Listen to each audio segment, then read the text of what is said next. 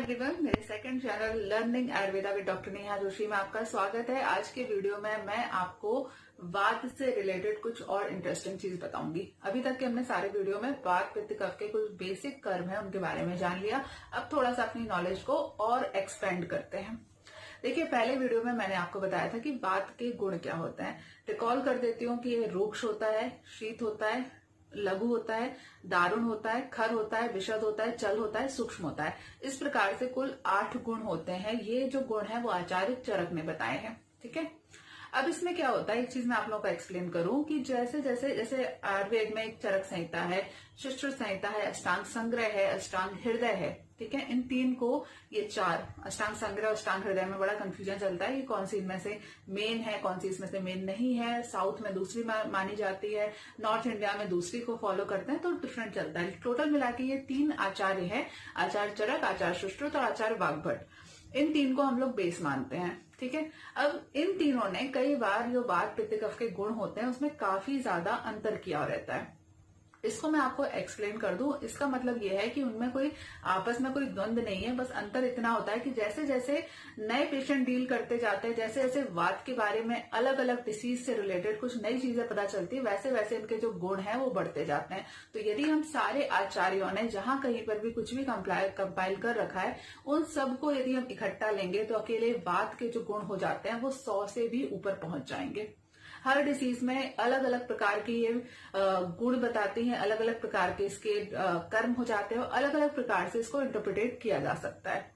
Basic गुण जो होते हैं ये 8 होते हैं। ये आचार्य चरक का रेफरेंस है। ठीक है, अब एक चीज और है, कभी कभी आप लोगों ने सुना होगा, आप लोग खुद भी बोलते हैं कि यार मेरी वात बढ़ी हुई है, या मेरा पित्त बढ़ा हुआ है, मेरा कफ बढ़ा हुआ है। इस तरीके के लोग बातें करते हैं कई बार। एक चीज हमेशा याद रखिए कि कभी भी कोई भी दोष बढ़ता है, यदि आपको वात रोग हुआ है तो वात के जो सारे गुण होते हैं, ये जो 8 गुण मैंने आपको बताए, 8 के 8 गुण नहीं बढ़ते। यदि वात, या केवल वात नहीं, पित्त और कफ में से भी उसके जो सारे गुण हैं उसमें विकृति आ जाए तो इंसान की मृत्यु हो जाती है। वात का बढ़ना और वात का पूरी तरीके से बढ़ने का मतलब होता है सुनामी आना। जिस तरीके से जब सुनामी आई थी तो सब कुछ तहस नहस हो जाता है। फिर क्या होता है, फिर पानी की भी लहरें आती हैं, फिर बिजली भी कड़कती है, फिर उसी टाइम पे भूकंप भी आने लगते हैं, फिर हवा की जो गति होती है उसमें नमी भी बहुत ज्यादा होती है, फिर बीमारियां भी फैलती हैं। ठीक उसी तरीके से यदि वात हमारे शरीर में पूरी तरीके से बढ़ जाए, अपनी प्रकोपावस्था में आ जाए, तो इंसान का शरीर सर्वाइव नहीं कर सकता। बहुत सीरियस हेल्थ इश्यू कंडीशन पैदा होती है। तो जब हम जनरली एक दूसरे से बात करते हैं, या जो कोई भी डॉक्टर आपको बताते हैं आपकी नाड़ी देख के कि भाई थोड़ी सी वात बढ़ी हुई है, थोड़ा सा कफ बढ़ा हुआ है, तो वहां पर वात के कुछ गुण बढ़े हुए रहते हैं। अब यहाँ एक चीज और मैं आपके साथ क्लियर करूंगी। जब आपको कोई डिसीज हो जाती है, जैसे मान लो फॉर एग्जाम्पल के लिए आपको टाइफाइड हो गया, ऐसी कंडीशन में एक दोष अकेला बढ़ा हुआ नहीं रहता। इस कंडीशन में वात पित्त कफ और जो 7 धातुएं हैं आयुर्वेद की, वो आपस में अलग अलग प्रकार के कॉम्बिनेशन बनाकर इन्वॉल्व रहती हैं। फॉर एग्जाम्पल, वात है वो अपने एक गुण से 20% की मात्रा में बढ़ी हुई है, पित्त है वो अपने किसी और गुण से थोड़ा सा कम हो रखा है और किसी और गुण से बढ़ रखा है। ऐसा भी होता है कई बार। ठीक है, एक गुण काफी ज्यादा कम हो गया, दूसरा गुण है वो बहुत ज्यादा बढ़ गया, ऐसा भी होता है। गुण का मतलब है इनकी केमिकल प्रॉपर्टीज का होना, इनकी फिजिकल प्रॉपर्टीज का होना। गुण मतलब हिंदी वाला गुण नहीं है कि भाई ये केवल ड्राई है, ये इनकी बेसिक प्रॉपर्टीज हैं, ये किस तरीके से बॉडी के ऊपर काम करेगी। अब ये चीज आपको मैं थोड़ा सा सिंपल लैंग्वेज में और समझाती हूँ। एक गुण के ऊपर हम बात करते हैं। वात के हमने 8 गुण पढ़े, एक गुण हम ले लेते हैं रूक्ष। यदि वात का जो रूक्ष गुण है वो बढ़ जाए, उससे क्या होगा, आपकी बॉडी के अंदर ड्राइनेस आ जाएगी। ठीक है, अब जब ड्राइनेस आएगी तो क्या क्या सिम्टम आ सकते हैं, आपके होठ फटेंगे सबसे पहली चीज तो, क्योंकि ये सबसे ज्यादा सॉफ्ट टिश्यू होते हैं। होठ फटने लगेंगे, आंखों में ड्राइनेस आएगी, आपके स्किन पे लेयर आ सकती है, चमड़ी उभर सकती है ना, ड्राइनेस की वजह से स्किन ड्राई हो जाती है, आपकी आंतें सूख जाती हैं, एनाल कैनाल में क्रैक आने लगते हैं। लैट्रिन करते समय कई बार ऐसा लगता है ना कि बिल्कुल बहुत प्रेशर लगाना पड़ रहा है, एनाल कैनाल है वो फैल नहीं रही है, वो डायलेट नहीं हो रही है। तो ये सारे सिम्टम कब आते हैं, जब आपके शरीर में वात दोष का रूक्ष गुण प्रकोपित हो जाता है। ठीक है, वायु तो प्रकोपित है, लेकिन वायु के जो 8 गुण हैं, 8 के 8 प्रकोपित नहीं है, केवल वायु का एक गुण है रूक्ष, वो अपनी जरूरत से ज्यादा बढ़ गया है। इस कंडीशन में ट्रीटमेंट क्या लेना होता है? यदि वायु का रूक्ष गुण बढ़ जाएगा तो आप उसके अपोजिट वाली चीज लोगे, यानी कि रूक्ष के अपोजिट क्या होता है? स्निग्धता। स्निग्ध गुण है वो रूक्ष के अपोजिट है। तो यदि वायु है वो रूक्ष गुण के कारण बढ़ी हुई है तो आप ऐसे द्रव्यों का प्रयोग करेंगे जो स्निग्ध होते हैं, और आयुर्वेद में स्निग्ध में श्रेष्ठ बोला गया है तेल। ऐसी कंडीशन में यदि आपको ये वाले सिम्टम आ रहे हैं तो आपको पेशेंट को और कुछ देने की जरूरत नहीं होती, अकेला आप तेल का प्रयोग कराएं। तेल का एप्लीकेशन आप एप्लीकेशन भी करा सकते हैं, मालिश करने के लिए भी बोल सकते हैं। अदरवाइज आपको लगता है कि इंटरनली बात ज्यादा बड़ी हुई है तो 2 ml नहीं, 5 ml की मात्रा में दिन में 2 बार आप सिंपल तिल का तेल पीने के लिए बोलिए। उससे क्या होगा? बात जो है अपनी सामान्य अवस्था में आ जाएगी। ठीक है, अब थोड़ा सा और आगे बढ़ते हैं। मान लो रूक्ष के साथ साथ जो वायु का शीत गुण था वो भी बढ़ा हुआ है। पहले एक ही गुण बढ़ा हुआ था, अकेला रूक्ष, अब रूक्ष के साथ में शीतता भी आ गई, मतलब वायु के 2 गुण प्रकोपित हो गए।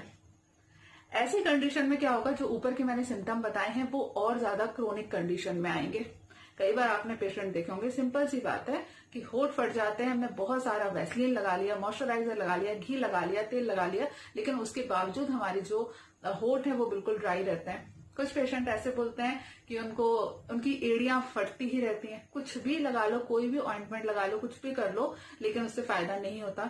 जब इस प्रकार की कंडीशन आती है, अभी मैंने स्टार्टिंग में जो आपको सारे सिम्टम बताए थे, जब वो सिम्टम आते हैं और वो सिम्टम ठीक नहीं होते, साथ ही साथ आपको बॉडी में ठंडा ज्यादा लगता है, अंदर से कुछ पेशेंट को अपना नॉर्मल टेम्परेचर थोड़ा सा ठंडा फील होगा, ऐसा लगेगा कि बॉडी के अंदर एनर्जी की कमी है। इस प्रकार की जो कंडीशन आती है उसमें वायु के रूक्ष गुण और शीत गुण की वृद्धि हो जाती है।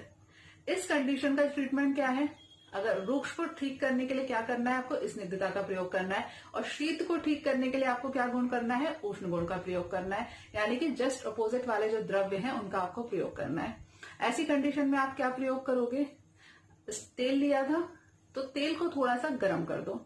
अगर वायु केवल रूक्ष गुण के कारण वृद्धि होती है तो आपको यहाँ और कुछ करने की जरूरत नहीं होती, केवल तेल का प्रयोग करना है। आप तेल ठंडा गर्म किसी भी प्रकार का लोगे, आपकी कंडीशन में फायदा हो जाएगा। लेकिन वायु के रूक्ष गुण के साथ साथ में वायु का शीत गुण भी बढ़ा हुआ है, तो इस कंडीशन में आपको तेल के साथ में तेल को थोड़ा सा गर्म करना पड़ेगा और तेल के साथ में हल्का सा लवण मिलाना पड़ेगा। लवण मतलब नमक। अब यहाँ मैं थोड़ा सा आपको आगे की बात रिकॉल कर देती हूँ। अभी कुछ लोग जो आयुर्वेद से नए जुड़े हुए हैं उनको नहीं समझ में आएगी, लेकिन जो आयुर्वेद के स्टूडेंट उनको समझ में आ जाएगी कि जो लवण होता है उसको आयुर्वेद में उष्ण बोला गया है, और अलग अलग आचार्यों के हिसाब से बोल रहे हैं तो लास्ट में उन्होंने अनुष्ण कर दिया है, लेकिन फिर भी उसका जो मेन गुण है वो उष्ण बोला गया है। ज्यादातर आचार्यों का मत है कि लवण जो होता है वो उष्ण होता है, गर्म होता है। तो जब आप तेल को हल्का सा गर्म करके उसके साथ में नमक मिलाकर प्रयोग करते हो तो वो सारे रोग जिसमें वायु के रूक्ष और शीत गुण की वृद्धि हो रखी है उसमें आपको फायदा मिलता है। जनरली मैं अपने पेशेंट को प्रयोग यही कराती हूँ कि अगर थोड़ा सा भी कंफ्यूजन है कि पेशेंट को क्या प्रॉब्लम है तो मैं 5-5 ml की मात्रा में तिल का तेल, 1 चुटकी नमक और 1 गिलास गर्म पानी के साथ पीने के लिए बोलती हूँ। ये किसी पर्टिकुलर डिसीज के लिए ट्रीटमेंट नहीं है, लेकिन जब वात पित्त कफ के दोषों में थोड़ा सा कंफ्यूजन होता है या फिर वायु से रिलेटेड मन में डाउट होता है तो ये मेरा आइडियल ट्रीटमेंट है। लगभग हर दूसरे तीसरे पेशेंट को जिसमें वात दोष से रिलेटेड कुछ भी कंफ्यूजन है उसको मैं देती हूँ। इससे क्या होता है, आपका जो तेल का प्रयोग कर रहे हो तो तेल से वायु के रूक्ष गुण की शांति हो रही है। तेल को चूंकि आपने गर्म कर लिया है तो उससे भी आपका जो शीत गुण है वो भी आपका ठीक हो रहा है। साथ ही साथ आपने नमक का प्रयोग किया है, नमक उष्ण होता है तो उससे भी आपकी वायु का शमन हो रहा है। यहाँ मैं आपको और रिकॉल कर दूं, यदि केवल आप नमक का प्रयोग करो, कुछ लोग करते हैं ना आधी नॉलेज का प्रयोग कर लेते हैं, यदि केवल आप नमक का प्रयोग करोगे तो नमक स्वाभाविक रूप से वात को बढ़ाने वाला होता है। तो केवल नमक का प्रयोग करने से आपकी वायु ठीक नहीं होती, उल्टा आपको वात प्रकोप हो जाता है, यानी कि वायु आपकी और बढ़ जाती है। तो यहाँ आपको ये सारी चीजें ध्यान रखने की जरूरत है। इसके बाद एक चीज और, अगर मान लीजिए 1 गुण की और वृद्धि हो जाए, वायु का रूक्ष गुण भी बढ़ा, वायु का शीत गुण भी बढ़ा, और वायु का एक और गुण होता है सूक्ष्म होना। उसमें भी वृद्धि हो जाए। सूक्ष्म का मतलब होता है कि जो हमारी वायु है वो शरीर के सबसे छोटे से स्रोतस में जा सकती है। अब स्रोतस क्या है? बहुत सारे मॉडर्न लोगों को स्रोतस के बारे में नहीं पता होगा। ये शुद्ध हिंदी के वर्ड हैं। हम लोग मॉडर्न की तो बहुत कुछ समझ लिए कि डीएनए होता है, आरएनए होता है, माइटोकॉन्ड्रिया होता है, हर व्यक्ति ने पढ़ लिया कि भाई एंटीबॉडी होती है, ब्लड ग्रुप होता है। लेकिन जो आयुर्वेद के, भारत में रह के आयुर्वेद के जो शुद्ध सिंपल से वर्ड है उनके बारे में भी नहीं पता। चलिए मैं आपको बता देती हूँ। स्रोतस का एक तरीके से सिंपल मतलब है कि आपके शरीर की जो एक सिंपल छोटी सेल है और उस सेल के अंदर जाके भी जो उसका डीएनए है, जो आरएनए है, जो न्यूक्लियस है, उसके अंदर जाके उस लेवल पर वायु जा सकती है। इसी को स्रोतस कहा जाता है। आयुर्वेद में अलग अलग प्रकार के, कुल 12 प्रकार के स्रोतस का वर्णन है। ये स्रोतस को अगर मैं सिंपल लैंग्वेज में बताऊं तो ये आपकी बॉडी का बेसिक सिस्टम है। सेल से बना ऑर्गन, ये वाला तो सिस्टम आता है ना, फिर ऑर्गन से बना सिस्टम इकट्ठे हुए तो बन गया बॉडी।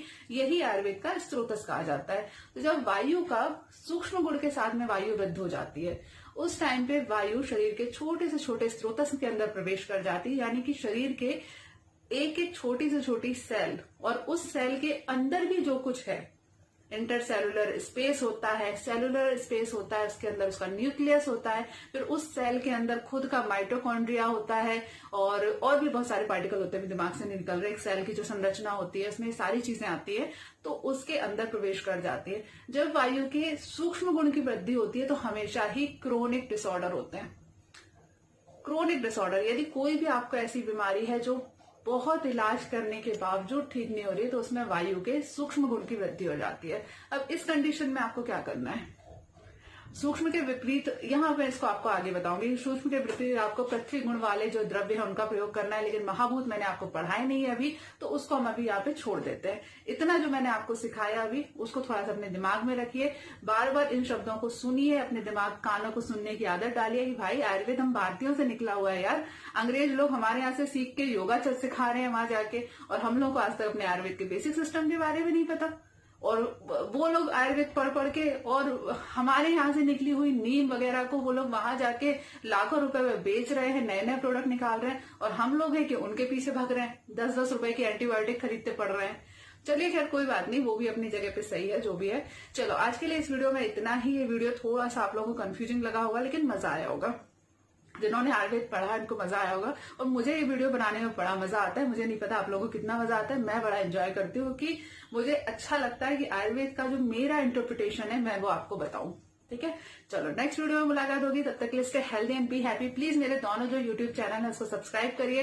यदि आपको मॉडर्न और बेसिक जनरल जानना है हेल्थ डिसीज के बारे में, तो मेरा जो फर्स्ट चैनल है doctor Neha Joshi care clinic, उसको सब्सक्राइब करिए। यदि आपको शुद्ध आयुर्वेद जानना है तो learning Ayurveda with doctor Neha Joshi, इस चैनल को सब्सक्राइब करिए। और दोनों ही जानना है तो दोनों को सब्सक्राइब कर लीजिए। मेरा फेसबुक पेज है, उसकी लिंक भी मैंने आपको डिस्क्रिप्शन में दे दी है। चलिए नेक्स्ट वीडियो में मुलाकात होगी। तब तक के लिए stay healthy and be happy. Good bye.